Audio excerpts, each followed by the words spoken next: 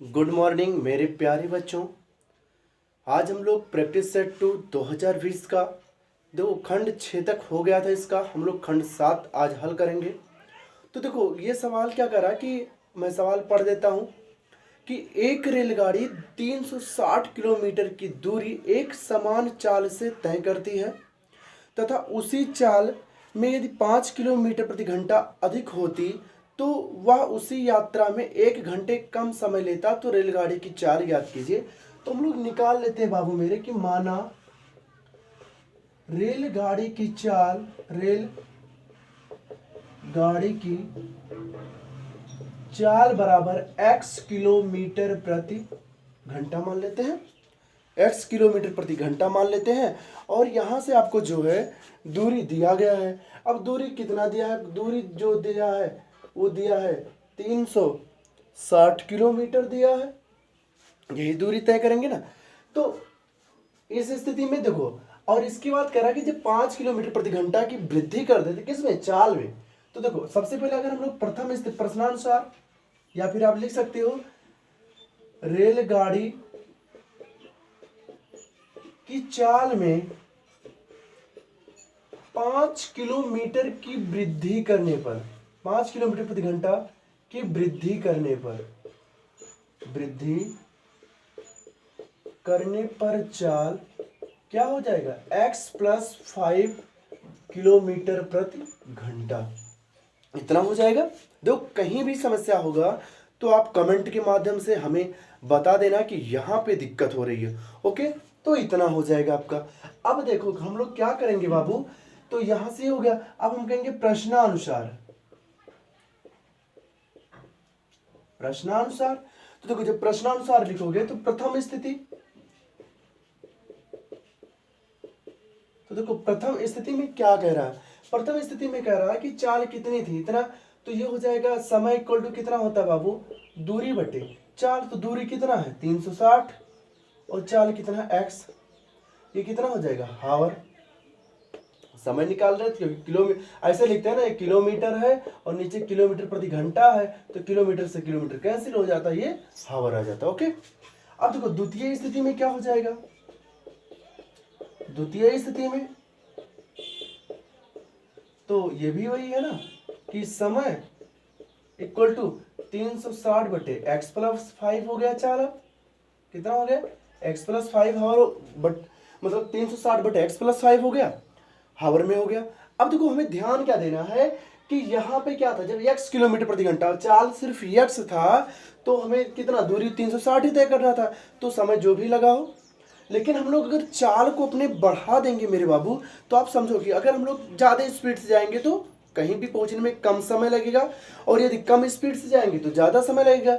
तो समय ज़्यादा तो इसमें लग रहा हो क्योंकि यहाँ पे चाल ज़्यादा है। तो हम कहेंगे दोनों स्थितियों से,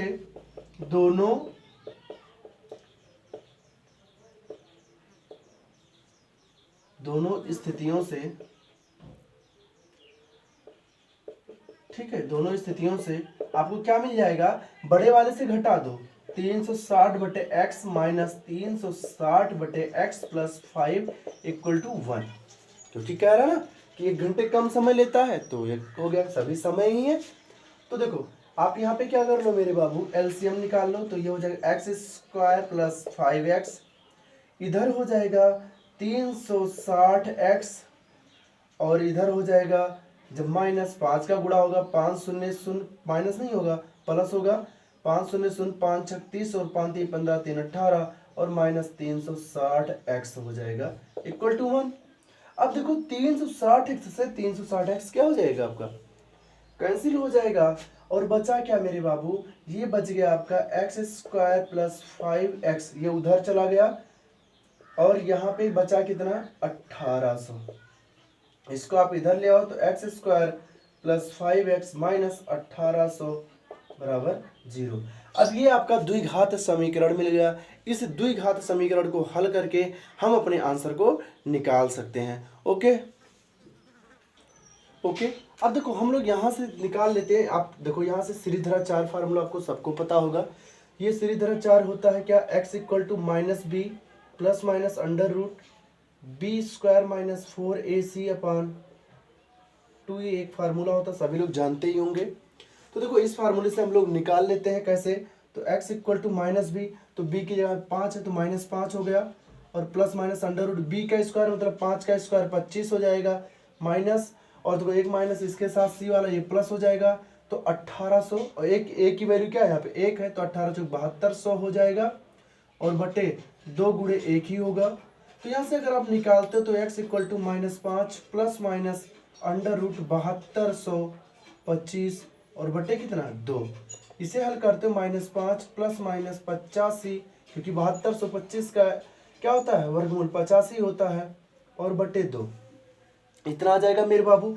यहाँ पे हम लोग बोलेंगे एक बार प्लस चिन्ह लेने पर, प्लस चिन्ह लेने पर, तो जब प्लस चिन्ह लेते हैं तो आपको क्या मिल जाता है कि -5 प्लस ये कोई प्लस माइनस है तो प्लस लेंगे, तो 85 बटे 2, तो 85 में से 5 गए 40, 40 बटे 80, और 80 बटा 2 का मतलब क्या होता है 40, तो आपका हो जाएगा 40 किलोमीटर प्रति घंटा, क्या हो जाएगी रेलगाड़ी की चाल। और फिर हम क्या करते हैं माइनस चिन्ह लेने पर, यहाँ पे लिख दे रहा हूँ कि माइनस चिन्ह लेने पर, तो जब आप माइनस चिन्ह लोगे मेरे बाबू तो क्या हो जाएगा आपका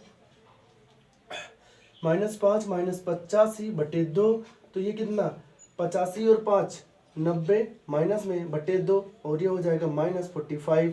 अब देखो जो चाल होता है वो कभी क्या होता है निगेटिव नहीं होता है, जो चाल होता है आपका कभी निगेटिव नहीं होता है, इसलिए हम लोग क्या करते हैं माइनस वैल्यू को छोड़ देते हैं। तो यहाँ पे हम लोग आप लिख लेना, मेरे पास जगह नहीं है, आप आगे लिख सकते हो कि माइनस वैल्यू को छोड़ने पर, ठीक है, माइनस वैल्यू को छोड़ने पर अतः रेलगाड़ी की जो चाल है वो कितनी है 40 किलोमीटर प्रति घंटा है। ठीक, तो ये क्वेश्चन आपका क्लियर हुआ। अब हम लोग चलते हैं इसके अगले क्वेश्चन पे, आप लोग इसका स्क्रीनशॉट ले लीजिए।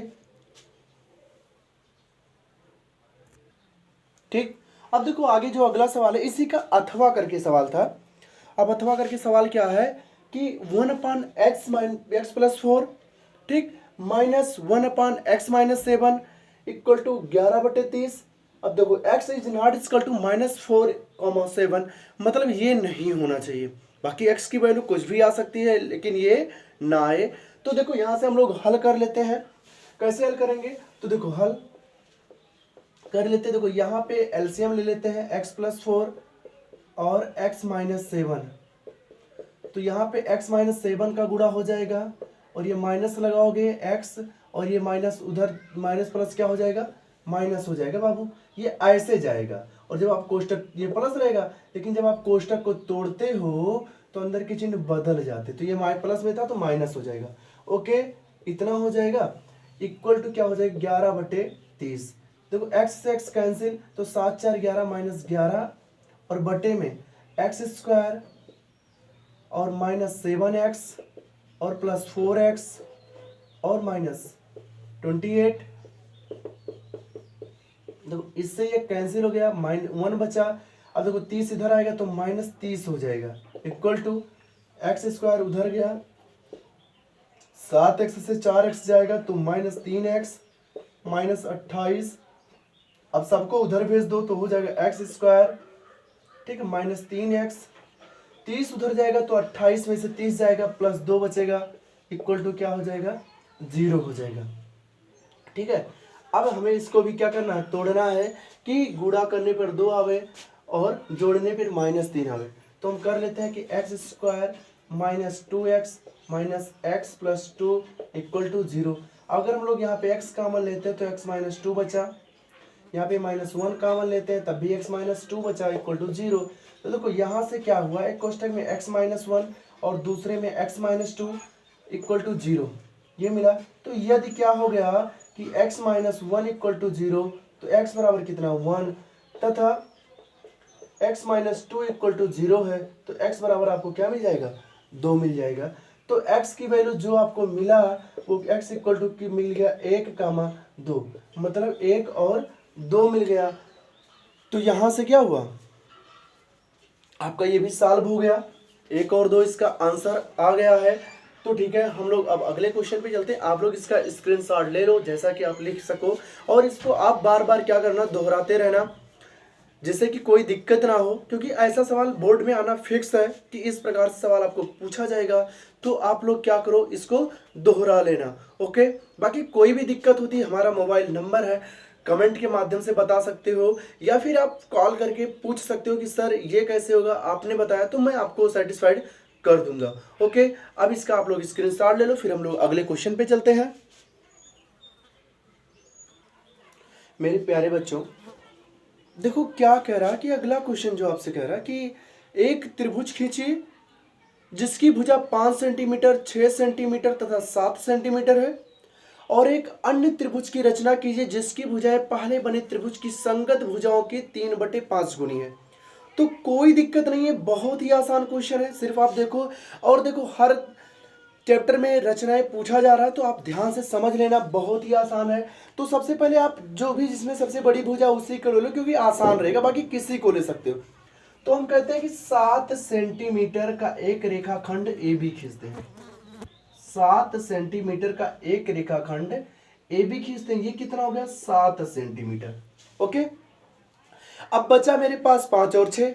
तो हम क्या कर लेते हैं, सबके पास प्रकार होगा, हम लोग क्या करते हैं, प्रकार में कुछ दूरी ले लेते हैं। कितना दूरी? 5 सेंटीमीटर की दूरी ले लेते हैं, और 5 सेंटीमीटर की दूरी लेकर ए या बी को किसी को केंद्र मानकर एक ऐसे चाप लगाओगे तो इधर काटेगा।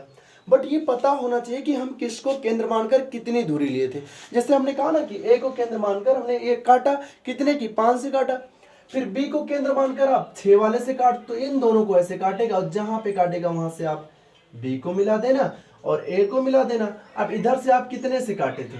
इधर से आप 5 सेंटीमीटर से काटे, तो ये 5 सेंटीमीटर। इधर से आप कितने से काटे थे? 6 सेंटीमीटर। तो ये तो क्या बन गया? एक आपका त्रिभुज बन गया। अब हम लोग को क्या करना है मेरे बाबू, इसी की संगत एक कितने 3/5 गुनी बनानी है।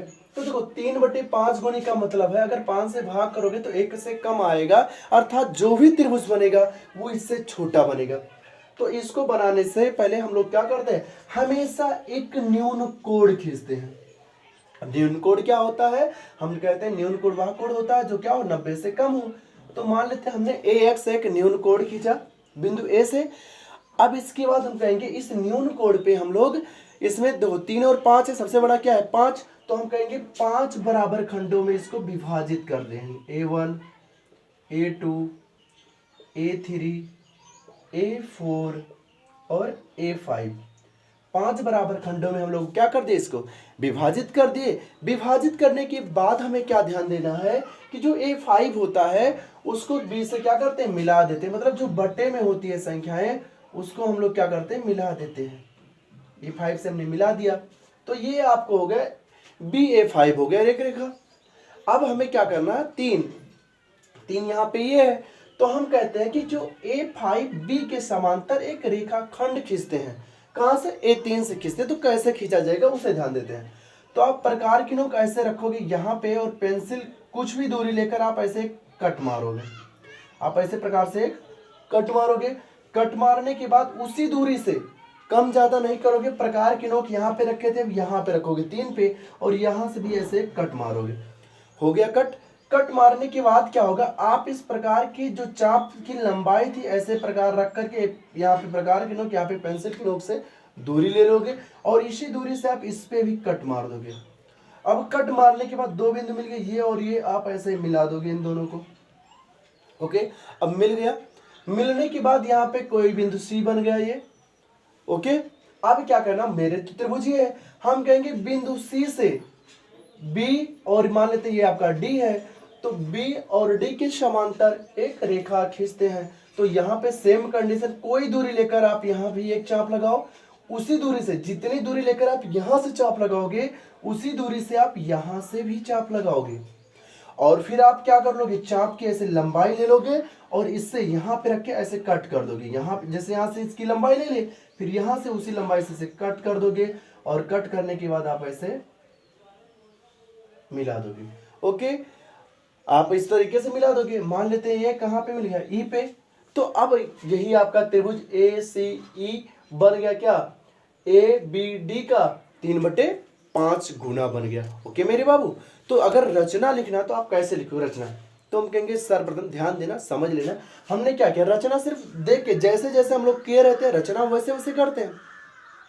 तो देख लेते हैं कैसे रचना होगा। हम सबसे पहले कहेंगे कि एक रेखाखंड ए बी खींचा, जो कि कितने सेंटीमीटर का, 7 सेंटीमीटर का, तथा ए को केंद्र मानकर 5 सेंटीमीटर की दूरी लेकर तथा बी को केंद्र मानकर 6 सेंटीमीटर की दूरी लेकर ऊपर की ओर एक चाप लगाते हैं जो एक दूसरे को बिंदु डी पर काटता है। हमने ए डी तथा बी डी को मिलाया, अतः ए बी डी एक त्रिभुज है। अगले लाइन में आप लिखोगे चरण डाल के कि हम कहेंगे कि बिंदु ए से एक न्यून कोण बनाते हुए एक रेखाखंड ए एक्स खींचा, फिर कहेंगे ए एक्स को 5 बराबर खंडों में विभाजित कर दिया। ओके, अगले लाइन में लिखोगे, अगले चरण में हम बोलेंगे ए 5 बी को मिलाया, मिल गया। इसके बाद लिखेंगे कि ए 5 बी के समांतर एक रेखा बिंदु A3 से खींचते हैं जो रेखाखंड ए बी को बिंदु सी पर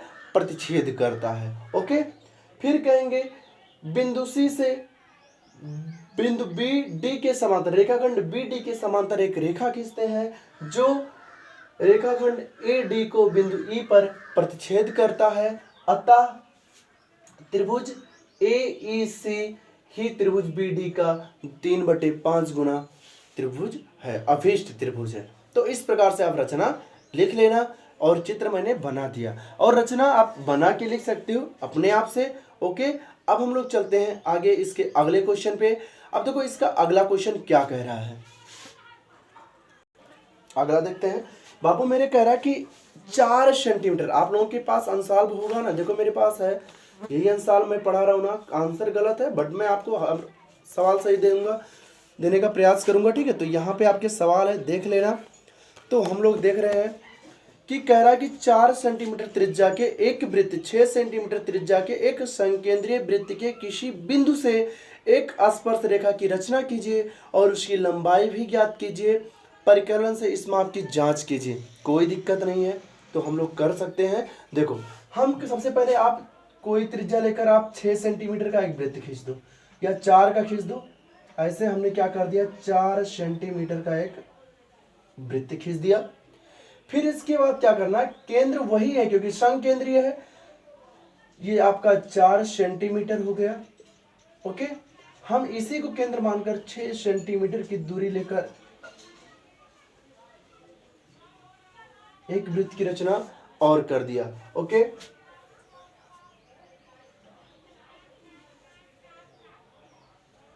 एक वृत्त की रचना और कर दिया। अब ये अगर यहां से यहां तक की देखा जाए तो पूरा 6 सेंटीमीटर है, लिखने की आवश्यकता नहीं है, आप जान रहे हो, और लिख भी देता हूं। ये पूरा यहां तक कितना है, 6 सेंटीमीटर। ओके, अब हमें क्या करना है कि मान लेते हैं ये आपका O है और ये आपका P है, हमें यही P बिंदु से इस पर क्या करना, स्पर्श रेखा की रचना करनी है। तो देखो कर लेते हैं, हम कहते हैं कि आप प्रकार ले लो, OP की दूरी जो भी है उसके आधे से अधिक दूरी लेकर एक चाप ऊपर तथा नीचे लगाते हैं। फिर P को केंद्र मानकर वही दूरी से इन दोनों को चापों को काटते हैं। तो फिर इसके बाद क्या कर देते हैं, मिला देते हैं ऐसे डैश डैश करके, जो OP को यम बिंदु पर काटता है। लेकिन आपको यहाँ पे करना क्या है मेरे बाबू, यहाँ पे ऐसा आपको कुछ लिखना नहीं है, यहाँ पे आपको सिर्फ इतना लिखना है कि हमने OP का लंब समद्विभाजक खींचा, OP का लंब समद्विभाजक RS खींचा जो रेखाखंड OP को बिंदु A पर प्रतिच्छेद करता है। अब देखो क्या करेंगे, यम को केंद्र मानकर यम O या यम P की दूरी लेकर एक वृत्त की रचना करते हैं इस प्रकार से।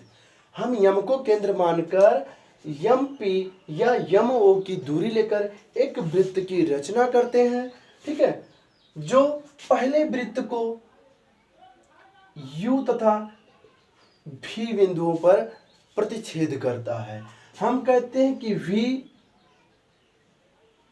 को P से तथा U को भी P से मिलाया और यही UP और VP ही अभीष्ट क्या है, स्पर्श रेखाएं हैं। अब हमें इसकी लंबाई बतानी है, तो हम इस केंद्र से इसको मिला देंगे ऐसे।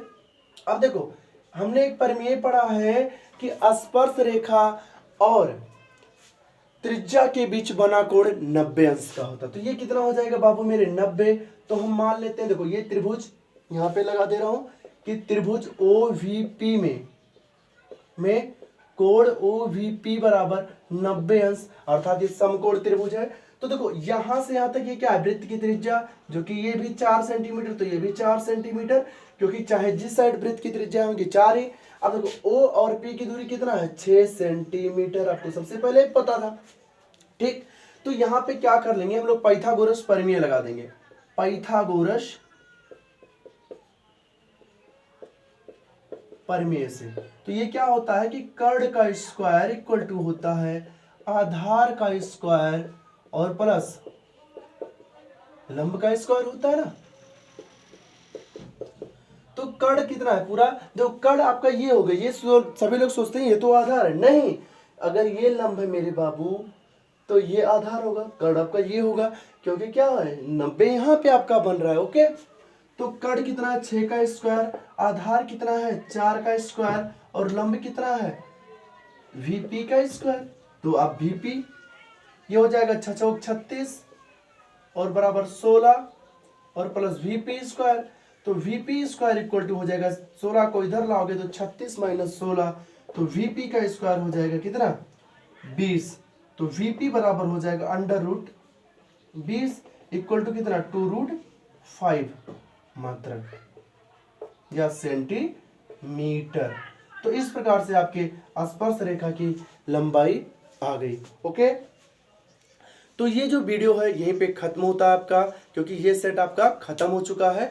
अब हम लोग अगले वीडियो में सेट 3 करेंगे, लेकिन आप लोग वीडियो को ज़्यादा से ज़्यादा शेयर करो, क्योंकि आपके पास बहुत ज़्यादा टाइम नहीं है, और आप लोग पूरा वीडियो देखें।